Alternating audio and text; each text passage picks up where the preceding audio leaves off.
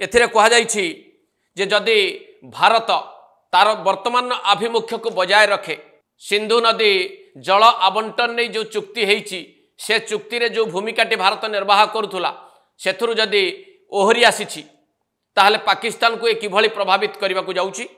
जे 80% कृषि पाई पानी जाए यही व्यवस्था द्वारा बा चुक्ति द्वारा जहाँ पाकिस्तान जीडीपी को 25% अंशधन दे थाए एवं 65% कृषि उपरे निर्भरशील करुवा लोक यही पानी उपरे ही निर्भर करते कृषि कार्य को करने अतएव पाकिस्तान कृषि क्षेत्र किभली प्रभावित होब पाकिस्तान जनजीवन किभली प्रभावित होब पाकिस्तान बिजुली उत्पादन किभली प्रभावित होब पाकिस्तान जनसाधारण पानी पाई हाहाकार मचेबे ना नहीं